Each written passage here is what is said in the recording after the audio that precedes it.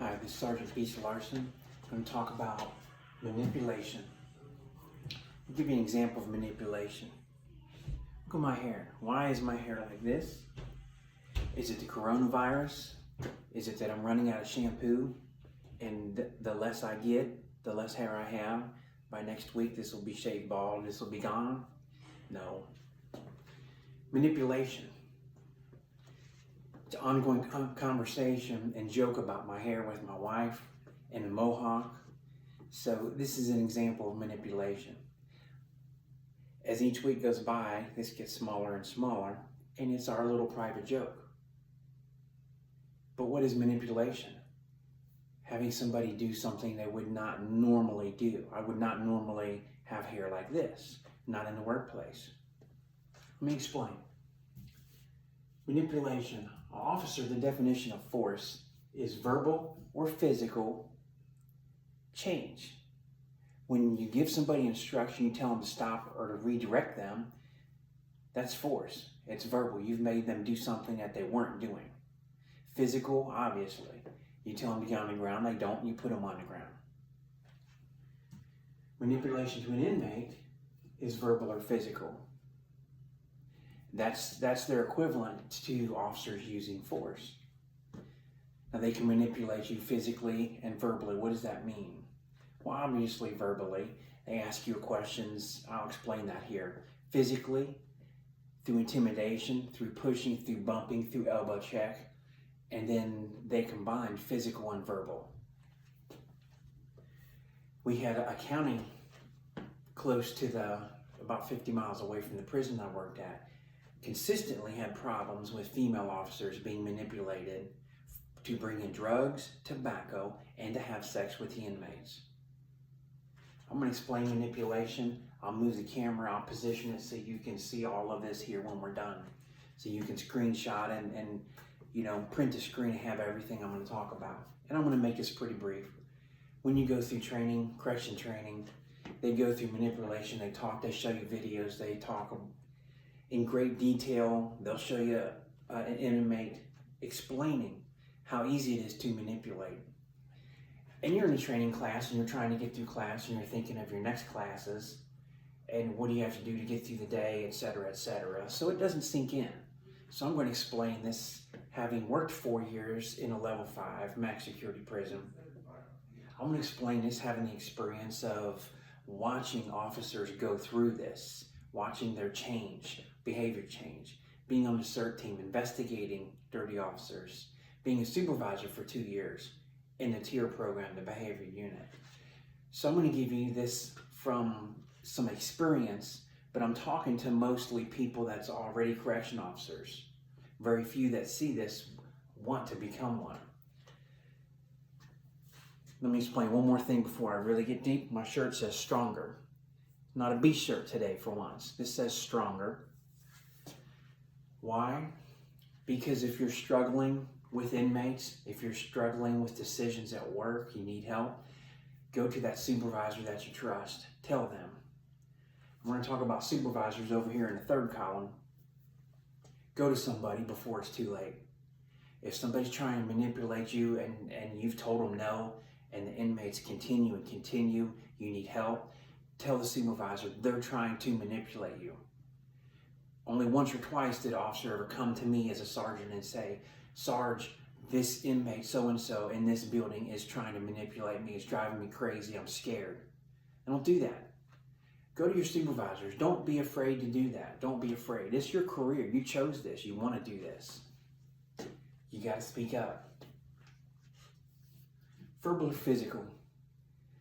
My very first day, I explained my first day in another video. One thing I didn't tell you about that day that happened, the inmate said, hey, old timer. They call me old timer because I was over 40. You know how it is in there, in jail and prison. But over 40's old timer. Hey, old timer. I had a G-Shock watch on. My uniform was clean and pressed. I looked nice boots. They're like, hey, you must got some money, but you got a ring on, you got a family, you got kids, you're older. You may even have grandkids, you're so old. You probably need some extra money. I'll give you $900. $900. You bring me a phone. I said, how about I break your arm for free? And I walked away. Now, you've watched my videos. Yes, this might sound harsh to you. The people that don't work in a prison and a jail, that aren't used to hearing language like this. My face didn't even flinch when I explained this to you right now. You work in a prison and they're talking like this, talking about things, and you see death and stabbings all the time. They're asking you about a phone, and I tell them, no, how about I break your arm?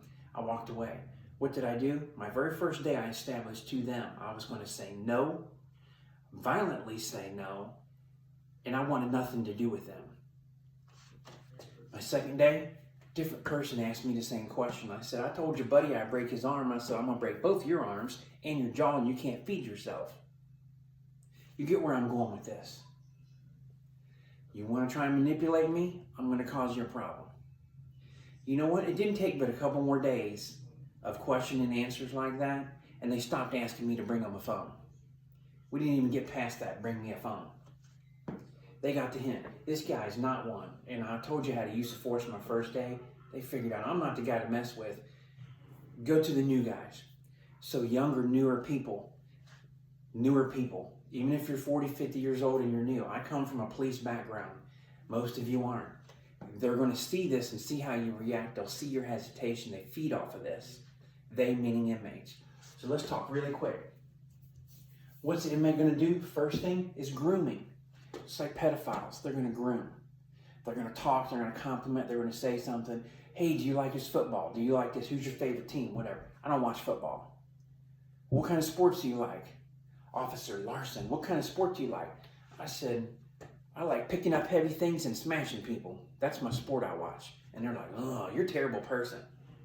No, I'm not. I'm just answering your question, and walk away. Learn how to say no and walk away. Grooming, first request, continued requests. They're going to keep this up. They're going to keep this up to see if you break. What do teenagers do? What do kids do? What's a 3-year-old? Mom, can I have this candy? Can I have this candy? Can I have this candy? Please, please, please, please, can I have a candy? And you're like, well, it's one piece of candy. It won't ruin dinner. It won't hurt anything. Don't tell your mother. Guys, sorry. You give them that piece of candy. Don't tell your mother. What's the child do? Go tell your mother. Daddy gave me candy before dinner. What are they doing? Same thing. Continued request.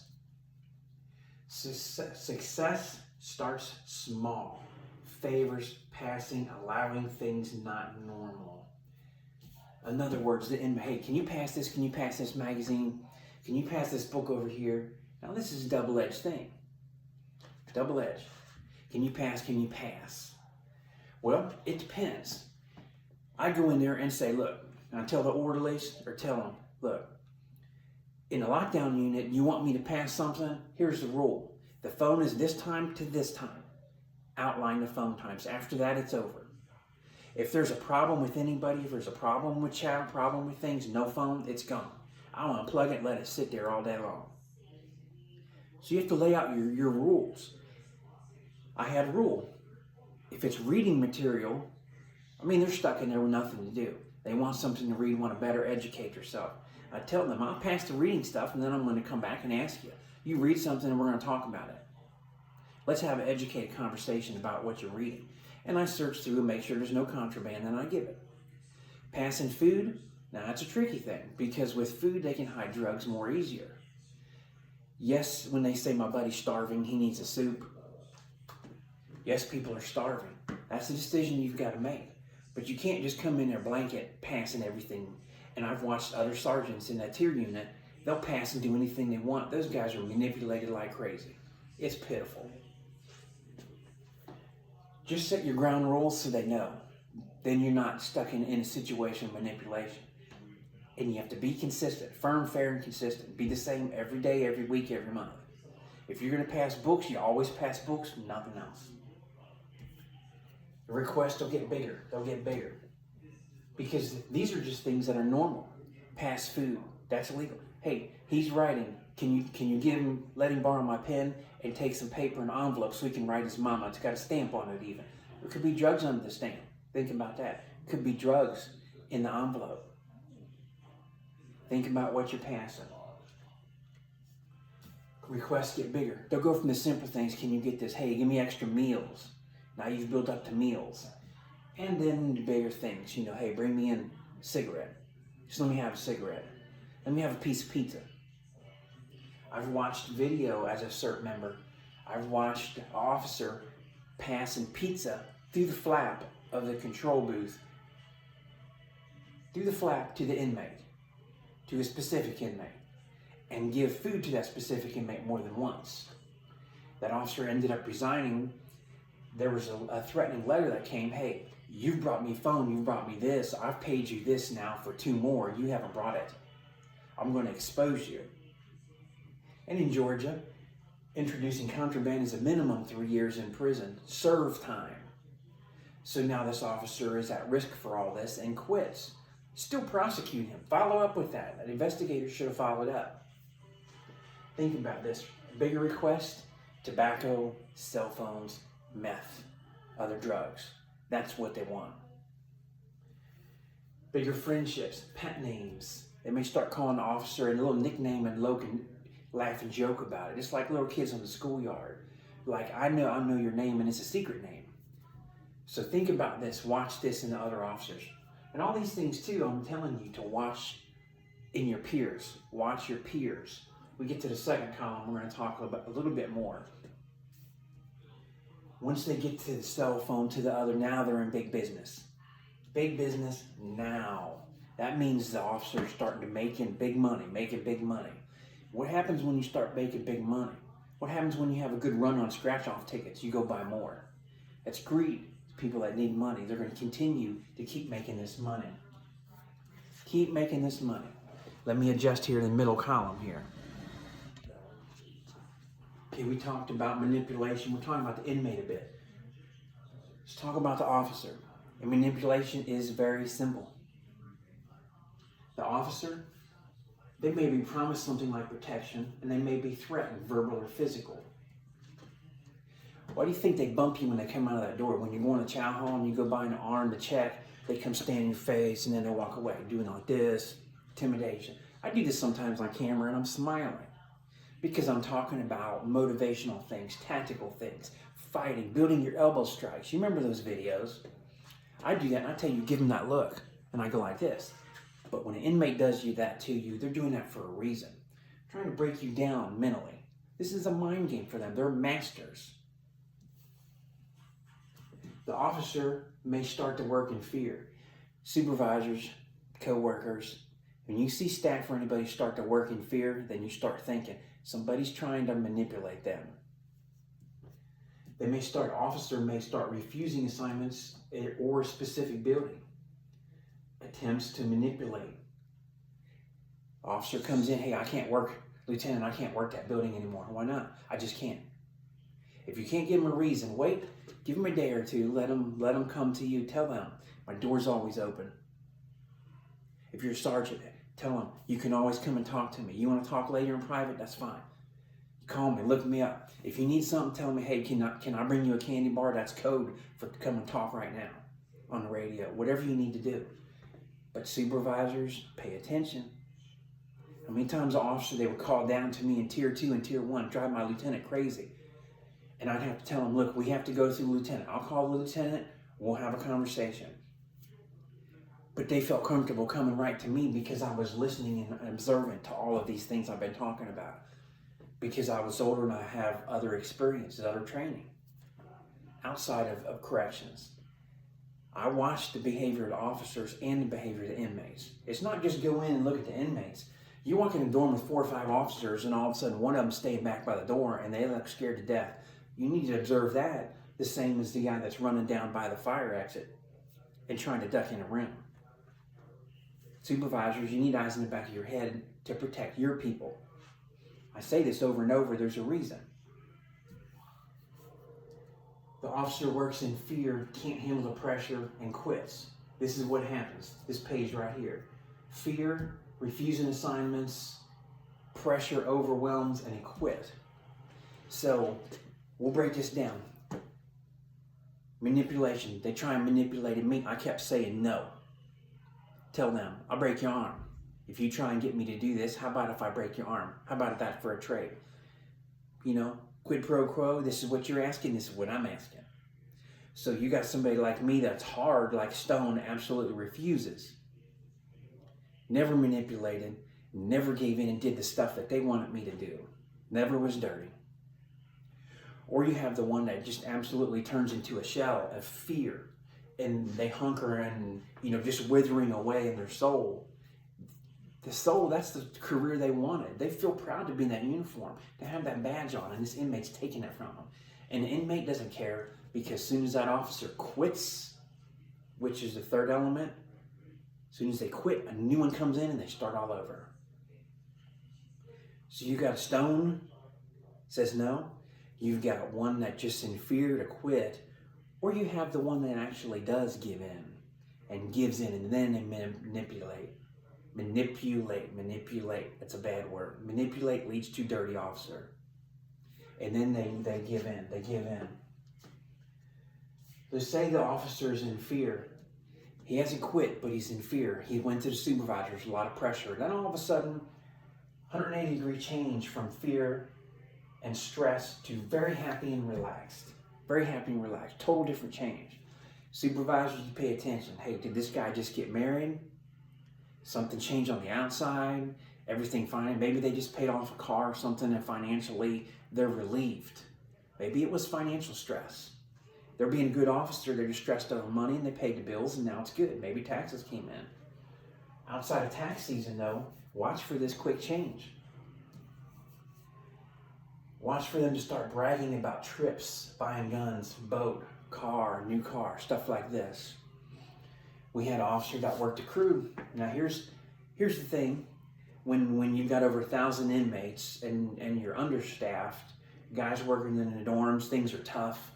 And then they say, hey, we got an opening for the maintenance crew. We got an opening for the paint crew or something.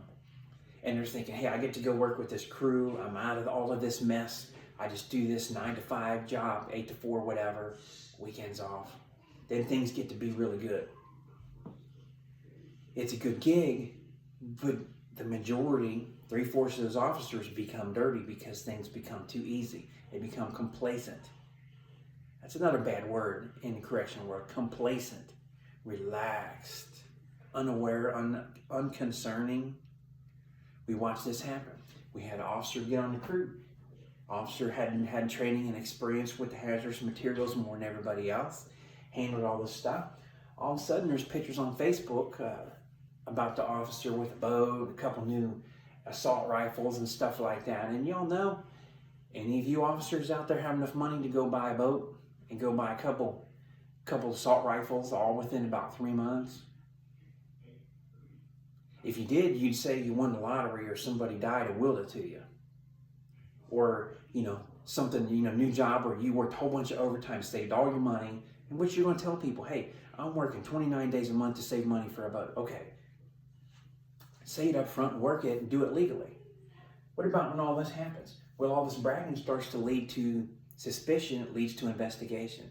An officer got caught with a whole bunch of meth and some other drugs and things. Can't keep the mouth shut.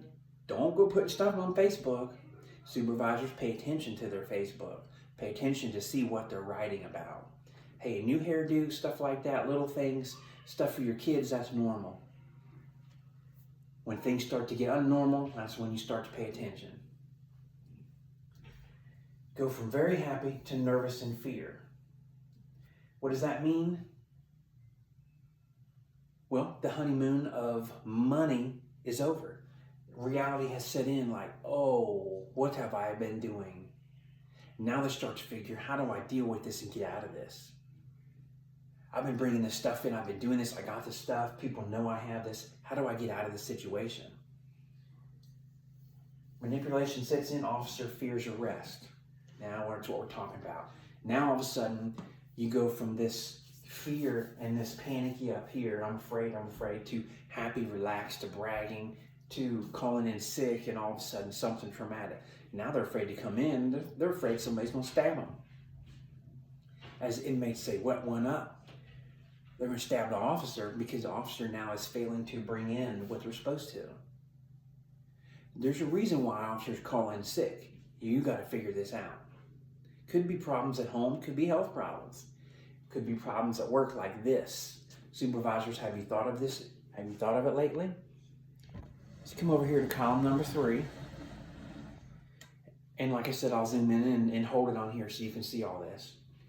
Supervisors, management, watch for officer complaints of being shoved and intimidation.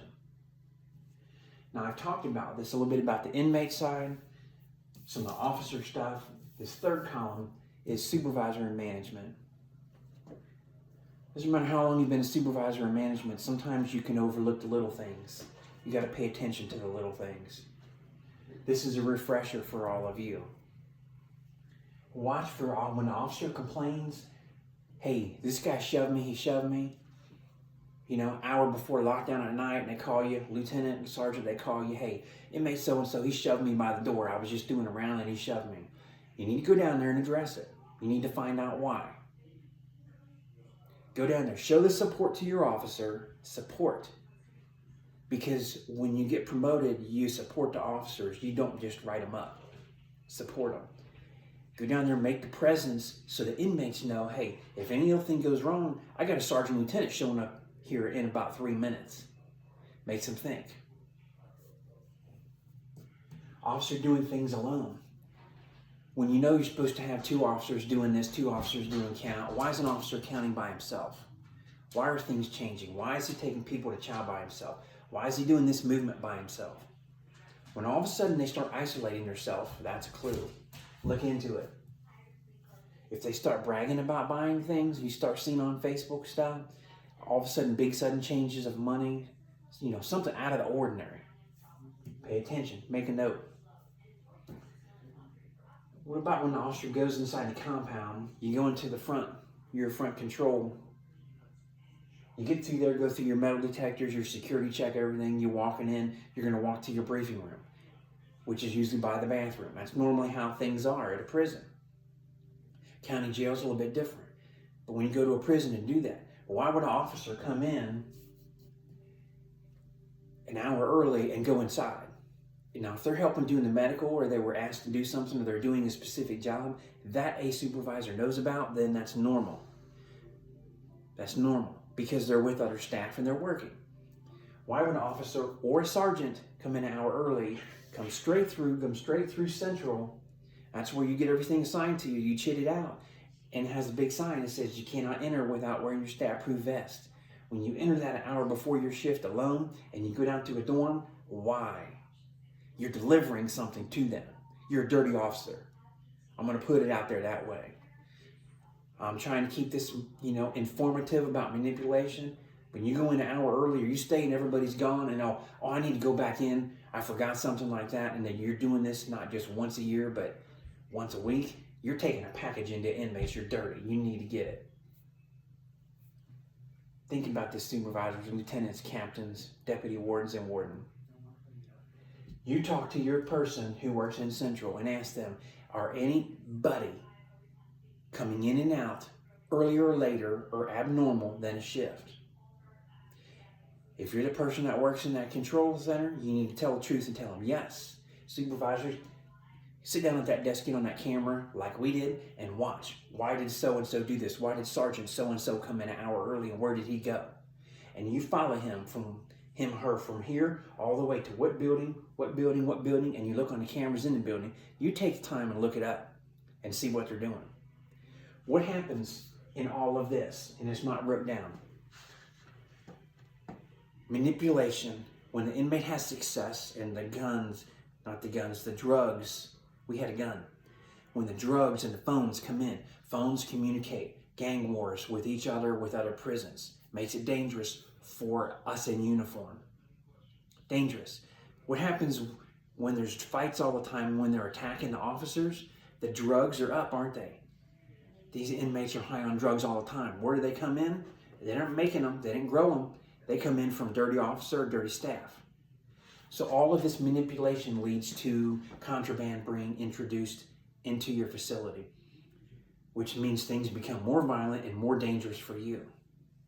More dangerous for me as a supervisor in a behavior unit, more dangerous for the officers that worked with me, under me, more dangerous for everybody on shift because maybe the guy in the other shift did it and you show up and now we got 5 guys strung out on meth, which if you listen to my videos about cell extraction, Some of my other ones, distraction techniques, stunning techniques. I'm always telling a story about an inmate and fighting with an inmate. And it usually always is about drugs.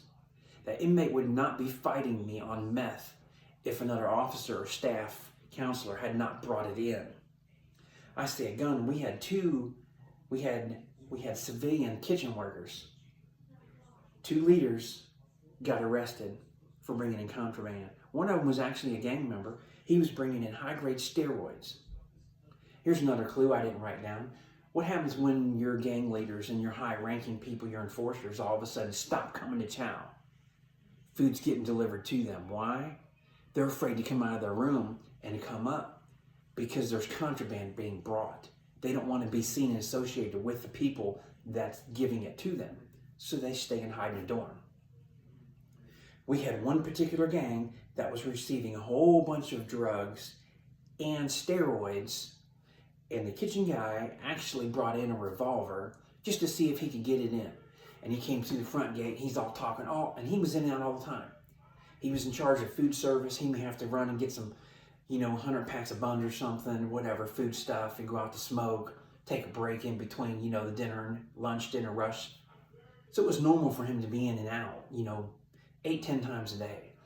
And by doing that, some sergeant up front was complacent, and he walked right in and had a revolver. Something big, I must have forgot, it's my lighter. Take the lighter out, lay it down, never go back through a second time. But yet he's got a revolver in. He said he did it just to see if he could do it. Is that not dangerous for all of us? Having a revolver in there? He didn't say anything about bullets, but a revolver holds 6 shots. Most of them. So that's 6 bullets flying through against us. That's dangerous. That's manipulation, that's testing. Remember we talked about small to big, small to big?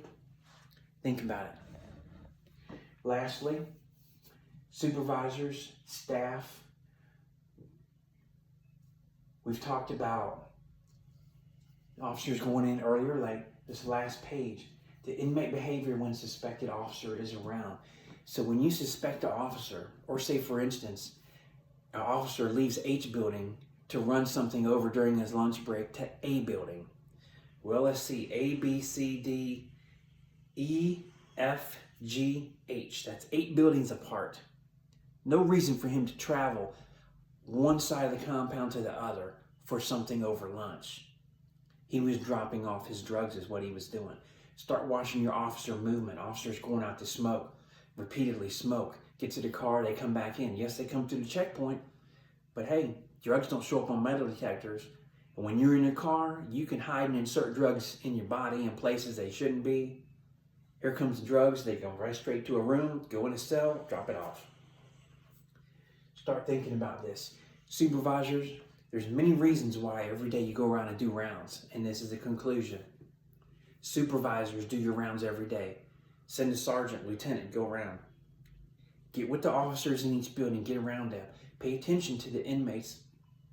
Do the officers, are they in fear? Are they intimidated? Are they normal? Are they doing their job? And how do the inmates react to that officer when you're there? And when you do it, don't just go, for instance, to A building, and you're always assigning the same people to A, B, C, D. E, F, G, H is what we had at Hayes.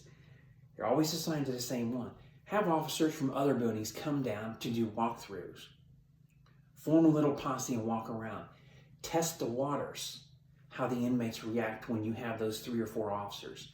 And then have a variety. Mix it up. Next time you do it, change a couple of the officers in and out.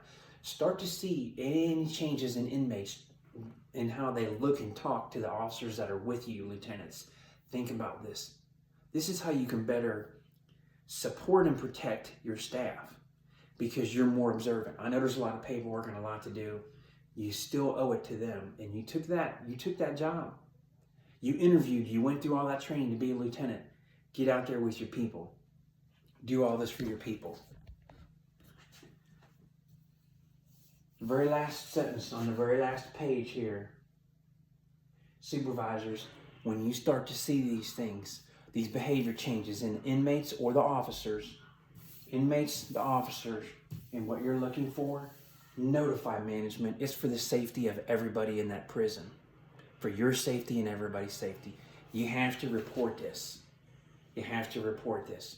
I'm not going to make a separate video about dirty officers. I don't want to slam and poke. I don't want to make fun of dirty officers. We've been arrested. I was looking forward to getting in a fight with this sergeant because he brought in meth for years, caused all kind of disturbance. Probably not the nicest thing to say, but when you've watched officers suffer and go through because of one sergeant, I was happy when the deputy warden said, you're going to put that jumpsuit on, or this sheriff deputy here is going to tase you and they're going to jump on you. He said, I'm authorizing any force necessary to get that jumpsuit on you right now. That was a happy day because that was a very, very bad and dirty sergeant. Do what you're supposed to do. Once again, officers, if you're struggling with manipulation, be stronger. Have faith in your supervisors. Go to them. Be stronger in your abilities. Learn, train, better yourself. But don't be afraid to tell a sergeant and lieutenant, hey, they're trying to manipulate you. This gang's trying to manipulate you. Or these 2 or 3 people trying to manipulate me. Speak up for yourself. It's important. Enjoy yourself. Have a great career. And if you get bored, cut your hairdo looks just like this. I'm going to be shaving this off probably tomorrow. You have to live to enjoy life. Let me redirect this a little bit. Try and get to a good spot here. Get my head out of the way. I'm just going to go like this. That way you can see each row at a time. First row, inmates under manipulation word. The middle column, some officers. In the third row, a little bit of supervisor responsibility. All the way up to the warden. From the brand spanking first day on the job person to the warden or the person that's got 25, 30 years. We are all responsible to protect each other. It's a violent and dangerous place working in a jail or a prison. Hope you enjoyed this. I hope this helps you. If you're scared, talk to somebody. If you need help, talk to somebody. They'll help you. They're good supervisors. They're good management and good wardens out there. They'll help you. If you're in too deep, before you get killed, before your family gets hurt, talk to somebody. Be stronger. I've said this about 6 times now. Be stronger. Thanks for joining. Hit the like, share this with everybody. Everybody needs to know this. They're caring people out there in the correction world. Share this, hit the subscribe button. Continue a journey. I'm going to be on YouTube for many years, helping everybody that I can. So subscribe and follow along with me. Thanks for watching.